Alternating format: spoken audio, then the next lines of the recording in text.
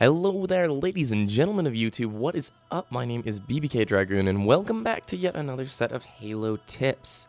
Now, before I get into today's topics and the tips and the gameplay, which is a regicide on Adrift, I want to talk about my controller layout, my sensitivity, and also my loadout that I'm using for my Spartan, and tell you a bit why I use it and the advantages that I like to see out of the loadouts, or the advantages that I enjoy within the loadouts. Let's put it that way. Alright, so let's jump right into it by hitting the start button here. You can tell my controller button layout is Recon.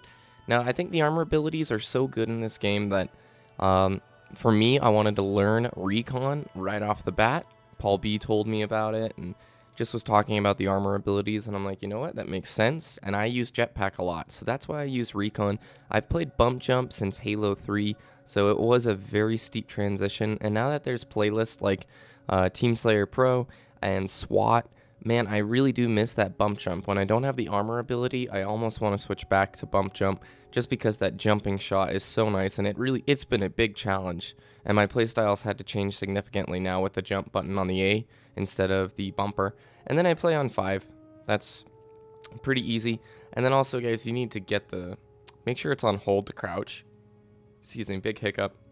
I had it on toggle to crouch when the game came out, because that's default, and that'll completely not let you Gandhi hop or do crouches in your strafe. Next, let's go to the loadouts here. So I have 5 loadouts.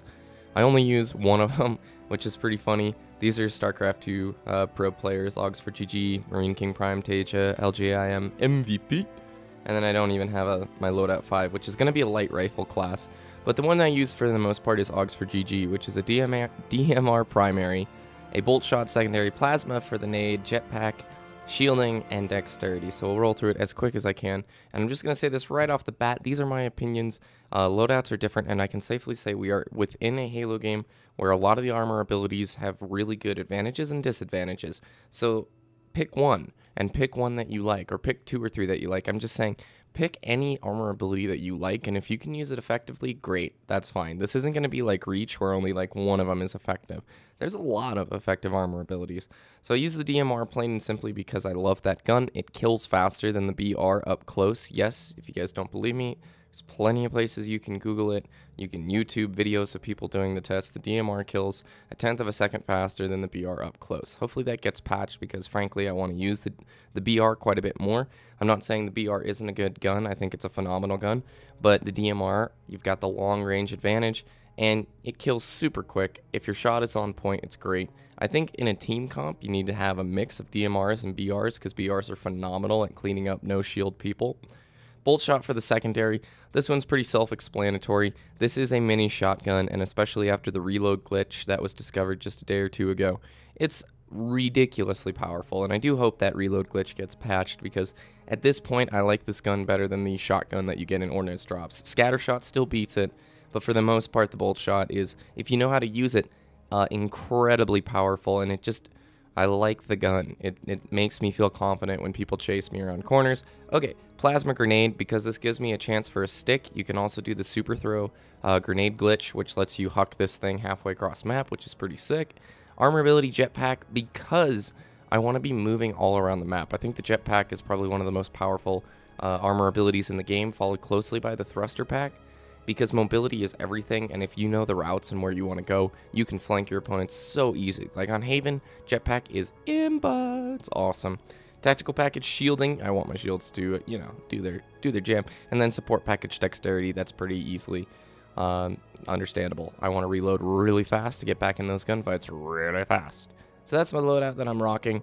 I do have a BR class with similar workouts, and another DMR. This one's got, that's the exact same setup with a Magnum, and I haven't played too much with these ones. Ordnance Priority, that seems like a cool one. I need to play with that a bit. But for the most part, I've stuck with the DMR, and I don't switch between weapons just because I want to learn this game with one gun and then move on to another. And the next gun I'm going to learn, unless they patch it, is the light rifle, because the light rifle kills in 4 shots. Only 1 out of those 4 shots has to be zoomed in.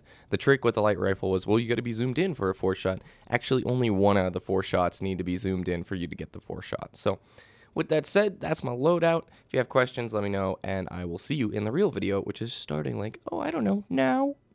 So what is up? We are here on Adrift playing Regicide with the DMR, which is fun stuff. I'm trying to avoid the Haven gameplays because between the replay reviews and just playing Halo 4, there's a lot of Haven that goes on. It's a good map. I enjoy it. I'm sure we're going to be seeing a lot of it. It reminds me of kind of like the Guardian of Halo 4. The 3 tips I want to really focus on in this back half of the video are going to be learning the maps, improving your shot, and what is the last one there? TrueSkill Matchmaking within Halo 4. So without wasting time, how do you learn the maps and why is it important to learn the maps? Everything is about movement in Halo. It's all about responding to your teammates and responding to engagements. Also, it's about escaping engagements that you can't take. You can't do any of those things if you don't understand the maps, if you don't understand the flow and you don't understand the routes. So the quickest, easiest way to learn a map, in my opinion, is to get out of Slayer, because Slayer spawns kind of confusing right now, and play things like CTF, and maybe King of the Hill. Oddball a little bit, but maybe not so much. King of the Hill and CTF, though, are going to force you to understand side A, side B. This is how I get here quickly. This is how I get here slowly. These are the different routes. CTF's probably your best bet. Those objective play types really get you to move about the map and kind of understand the layouts. So repetition and practice is all very important, but make sure you're practicing in the right playlists. If you haven't touched objective, give it a go. It's a good time to learn the maps right now because you need, like I said, if you need a quick escape, if you need to hear there's like gunshots over on some side of the map, if you hear that in your headsets and you know where that is, you're at a huge advantage if you can get over there and interrupt that engagement in time. So, man, am I going to get a Magnum? This was before I switched to bolt shot. This is definitely a bolt shot map, so I wouldn't recommend the Magnum, especially with all these lift routes and whatnot, because bam, bolt shot would own right there. Also, learning callouts is important, so I'd suggest looking up some of the videos online. They're starting to roll out right now. Halo Council's been pushing out a few callout videos. So improving your shot in the time I have left, and then the TrueSkill Matchmaking. Improving your shot only comes with playing the game, but Octagon and customs can help. The Octagon's a small map in the shape of an octagon. You can play it in custom maps, and basically you just get a sniper and a DMR, and you and a few buddies spawn in and practice your shot again and again and again. If you don't have access to customs or friends, what I did a long time ago in Reach was I had a warm-up map, where literally I just made a forge map where I had some targets on the walls that I wanted to shoot. They were just little spots on the walls and boxes and all these things that I put down. And the goal was to get through the course and shoot all the things. And it actually is not a bad idea. So if you don't have access to an octagon, I'd suggest playing around in Forge and just making, you know, some jumps that you want to hit on some platforms. And then also while you're jumping, trying to get some shots on certain targets that you designate. It's just a creative idea. Maybe I'll post a warm-up map for Halo 4. I had a few for Reach that I made. And then finally, we don't have much time left, my goodness. The TrueSkill Matchmaking, and this is to really help ease your concerns or your frustrations or whatever you're feeling right now if you're having a hard time learning Halo 4. The TrueSkill Matchmaking is implemented very well into this game so far, especially Infinity Slayer.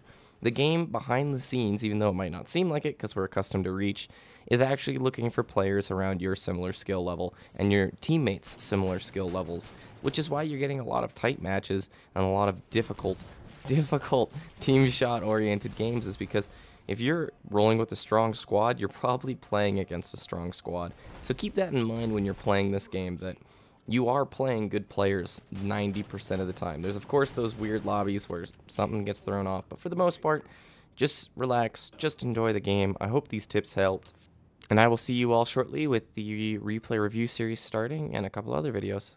Cheers!